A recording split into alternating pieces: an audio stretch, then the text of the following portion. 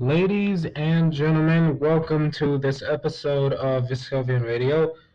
It is the 23rd of August. I am your host, Commander Verdugo.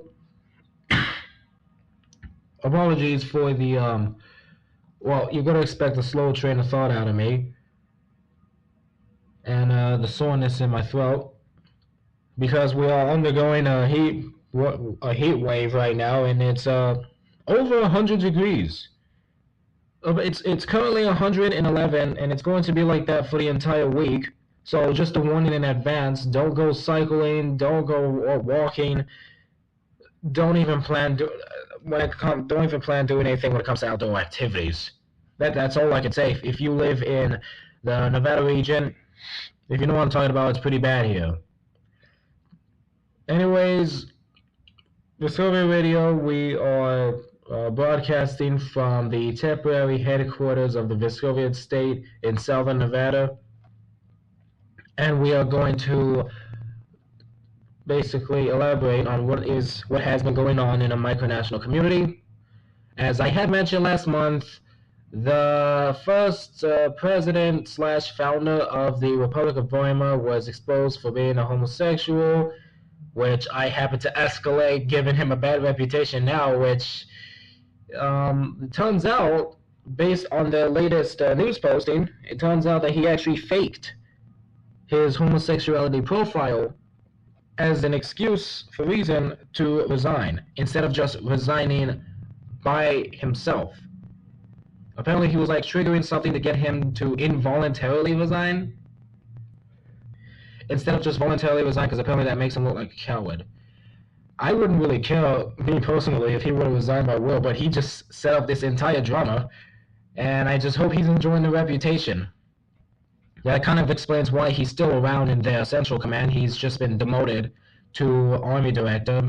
Meanwhile, the last Army Director, Brian Martin, is now Vice President of the Republic of Weimar. And so that is what sums it up. Now, moving on to another Micronation, I have discussed that the QK has fallen as well, and how I have shown my criticism towards them last episode. I will get to that more, but I must discuss the history of their downfall. If I could pull up their wiki in a moment. Okay, so it says here, and it's listed by month, May 2026, which was when Wyatt Herb, he now calls himself the First, that's his new name now. They used to be Kaiser of the QK. During his time, he returned from his extended break, and which apparently wasn't enough, because a month later, on the 9th of June, he resigned, calling it an abdication under reasons that he has very little time and has spent far too long on screens that he should, and as well as basically treating the whole career like it's a chore, which is it's honestly kind of sad. Imagine your own project being treated as a chore you don't want to do. I mean, that's the whole point, really. The whole point of your project. I mean, there's a struggle within. There's a struggle within life in general.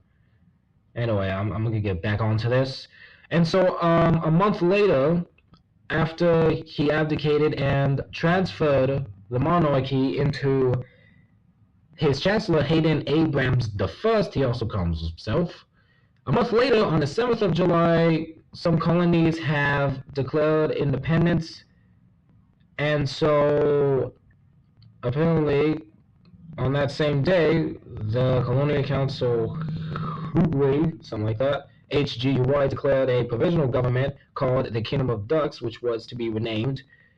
And on the 14th of July, this young individual goes by Elena, who was a member of the Bundesrat, which was basically a legislature, who was apparently to become a monarch until she was posting extremist media, which had her being expelled from the QK, which was now rebranded or reformed to the Kingdom of Ducks. But that was basically the final straw. So on the next day, another abdication And then the Discord server was apparently still around, and it's been took over. And so former Colors of Wyatt decided to shut this whole idea down, get rid of the Discord server, get rid of his website, rebrand it into something else. And so he rather decided for it to be his final wish, might as well be a death wish, and I'll explain why. That he wants the QK to rest, it deserves a proper burial, it should never exist ever again. And so it dissolved. And here's some news that's unrelated to the wiki. The reason why I said it might as well be his death wish, because we have another somebody who decided to re-establish the QK. The Kingdom of Beetlejuice, or Beetlejuice. His real name, or I don't even know if it's his real name, but we're just gonna assume on his YouTube channel, Jan Pilenpona, which he's not even in good condition right now, apparently.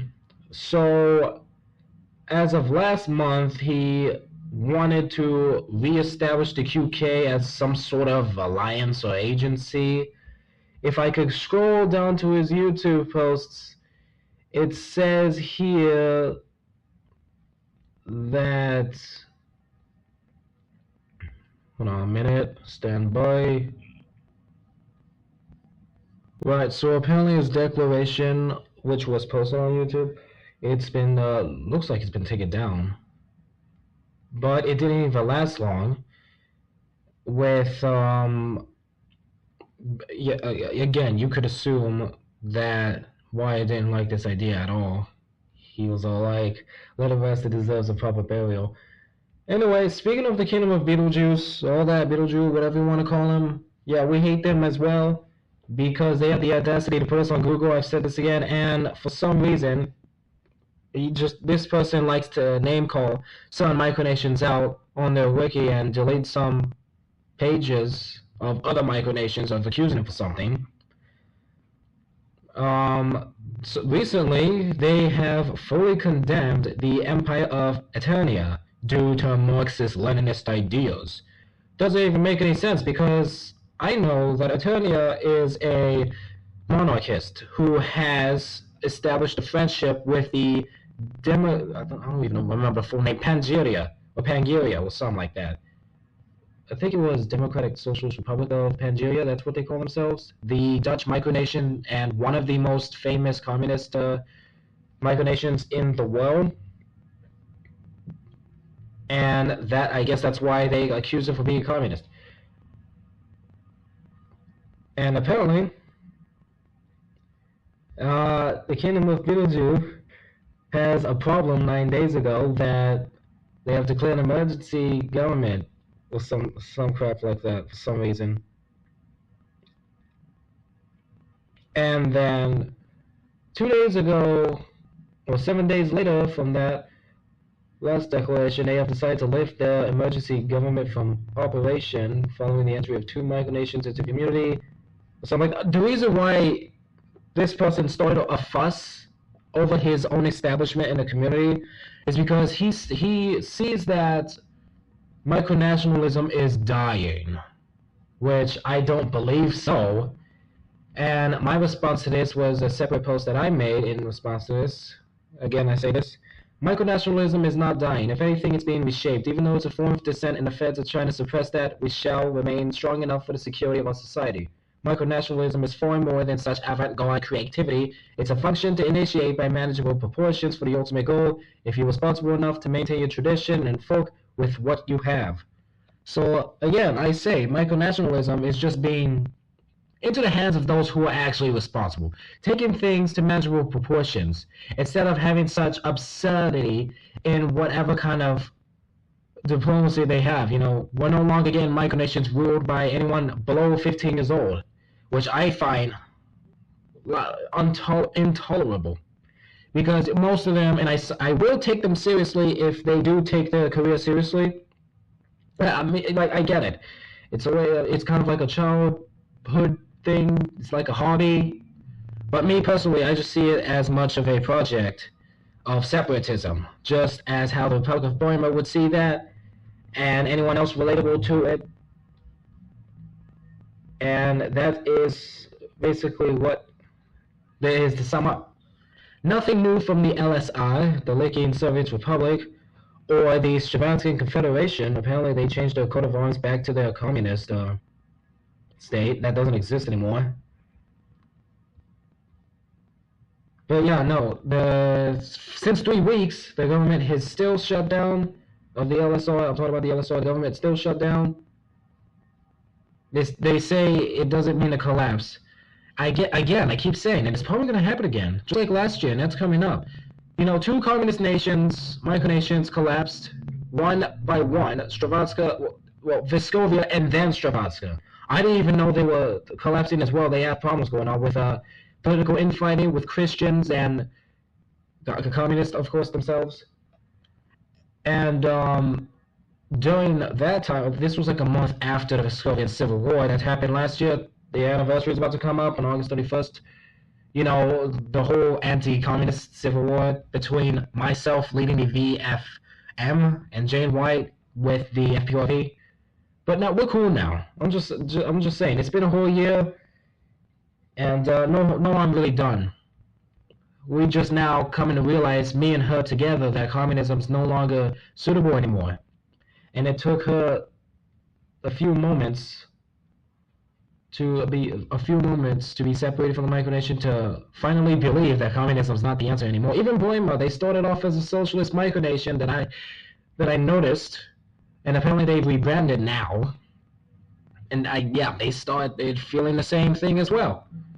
The enlightenment, the distancing for communism, I feel like is becoming systematic. I'm just glad that people are waking up. One moment you're a communist, next you're a fascist, or a national socialist. What difference does it make? Why do you think that way?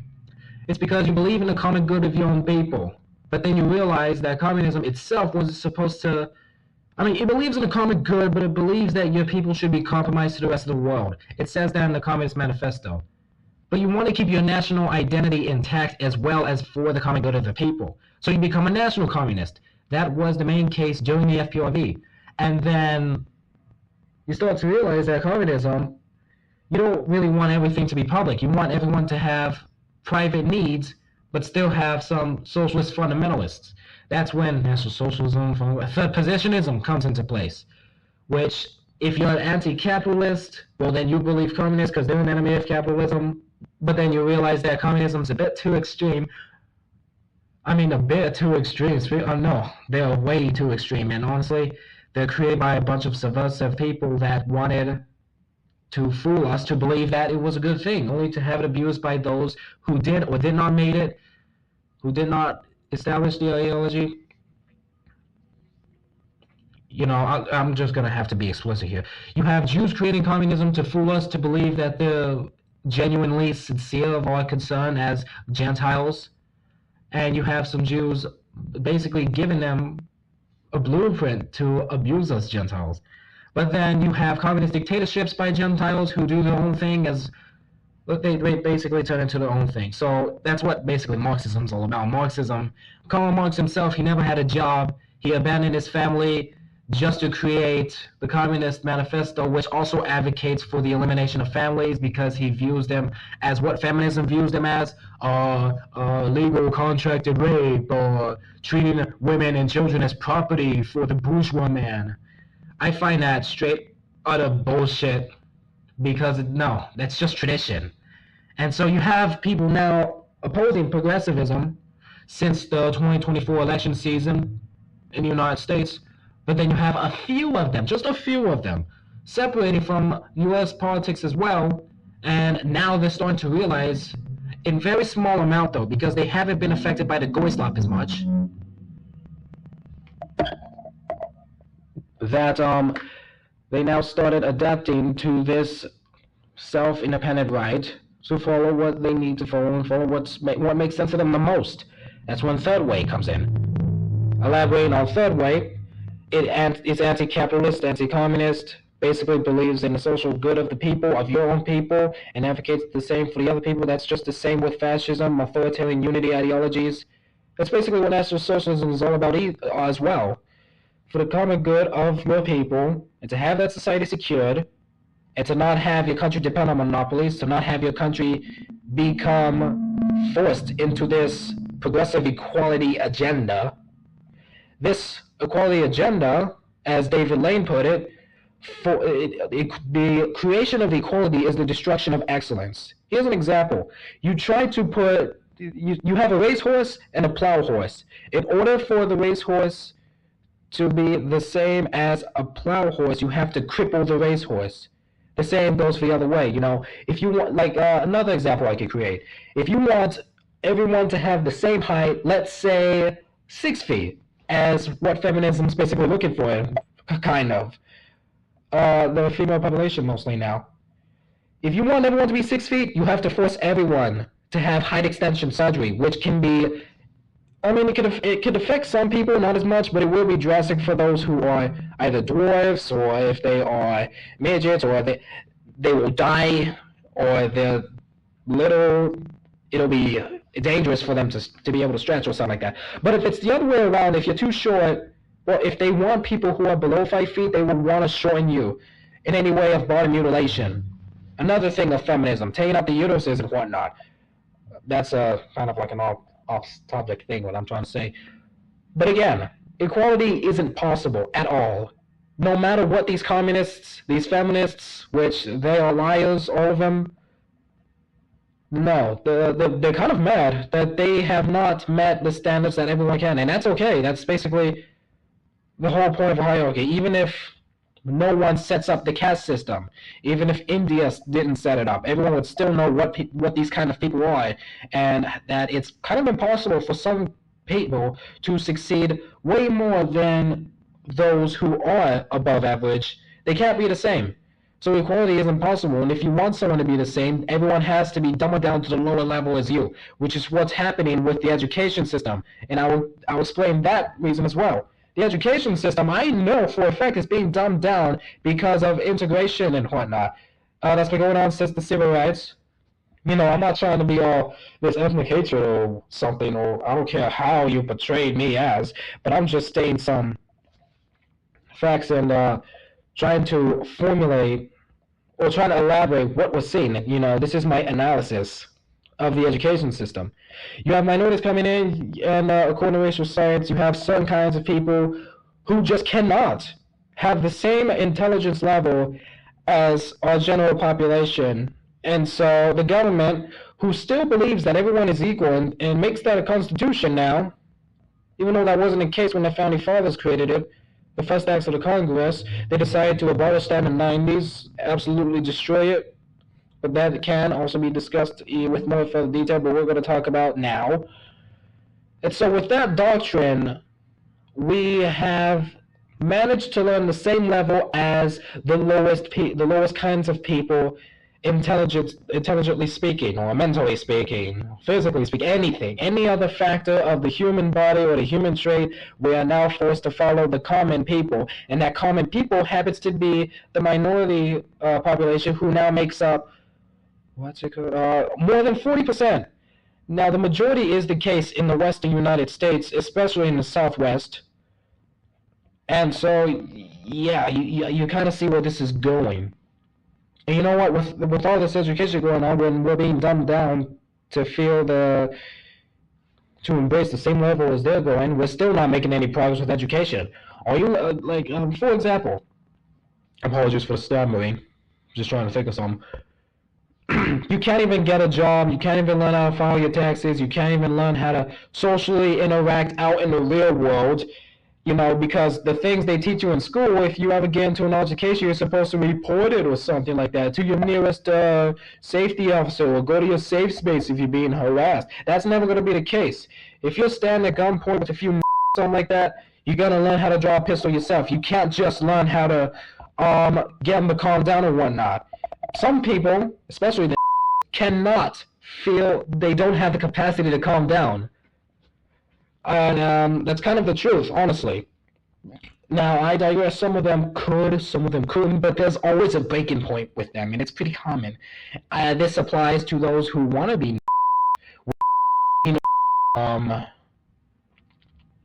Asians or Asians, Mexican Asians. those kind of ghetto people in general who act like. Anyway, I'm gonna stop with this whole rambling about this a lot. But again, they're not teaching you how to act in your actual social life when you're out of there. They're only teaching you how to act towards people who are sensitive. Because again, we also have the majority of the population becoming sensitive. The school has to adapt to that as well.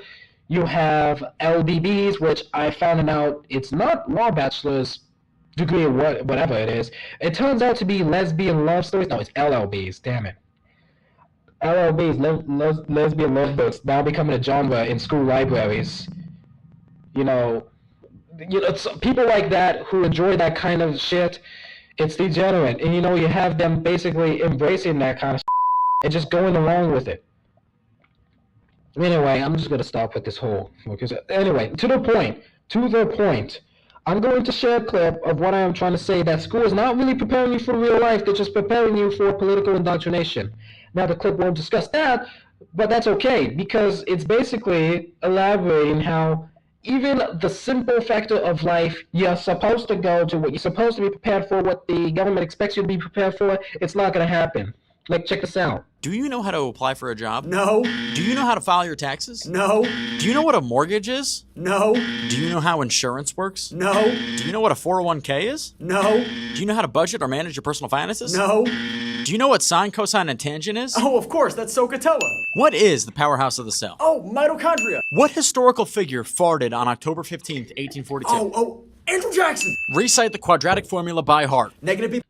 Now, if you get what I'm saying, that's exactly what I mean. Education is one big rat race. You know that meme when somebody shares you a certain video clip of a certain factory, destroying ideas and replacing it with graduation hats with the fucking Hunger Games song, "Are You Coming to the Tree?" That thing? As satirical as it is, they're not wrong. John D. Rockefeller, the person who's glorified for some oil industry in U.S. history class, that's not the real reason why.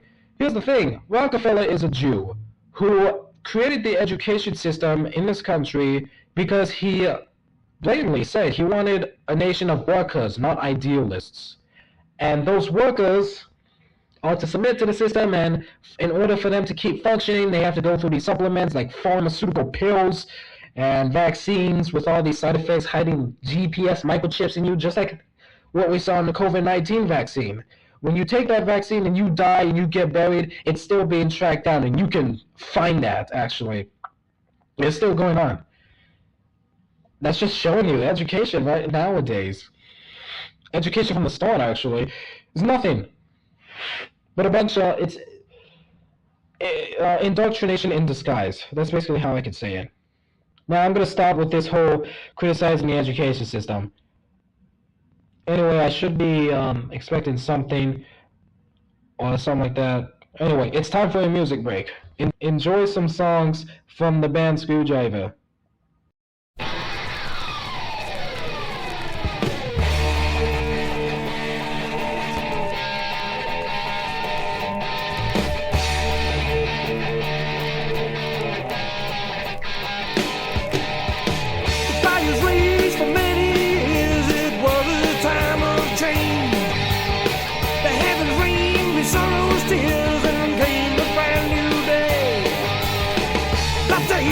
A burning field and its earth was black and charred.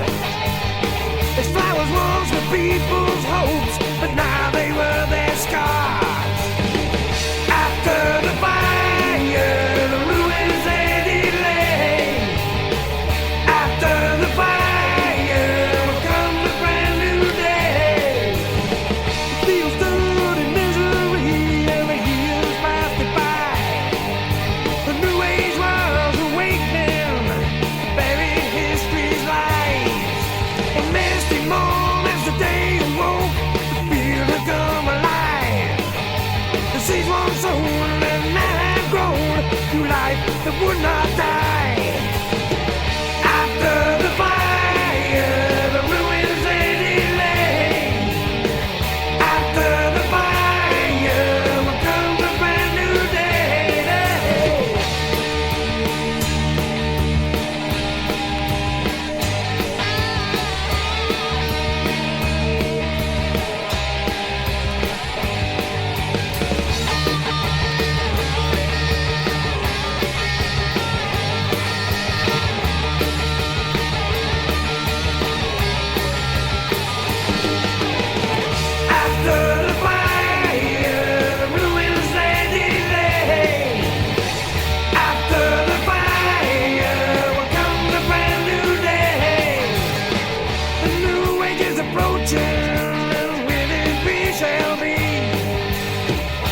field was 1945 and the seas were you and me.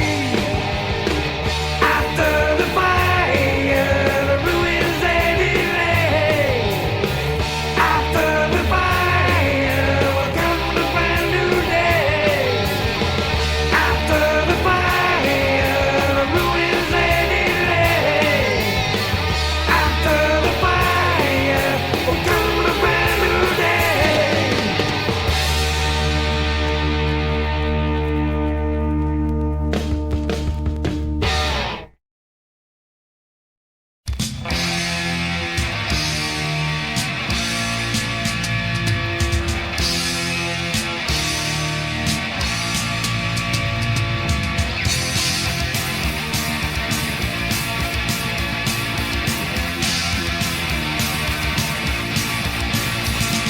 Democracy won't stand the test of time. Unemployment and a rising rate of crime. Will you stay or will you go? When the time comes you will have to know whether you're gonna stand and fight for your race. When the storm breaks, which way will you go? When the storm breaks, you will have to know. When the storm breaks, what you gonna do? When the storm breaks, can we count on you? Predictable is what power said to you. Did you listen or you laugh like a pack of fools? Now you can see what fools you were. You had the chance but you blew it. Now you're gonna face the storm and fight it. When the storm breaks, which way will you go? When the storm breaks, will you want to know? When the storm breaks, what you gonna do? When the storm breaks, can we count on you? All the papers, the radio and TV, never known them tell the truth to me. Only there to brainwash you their way. Gotta learn to ignore them every day.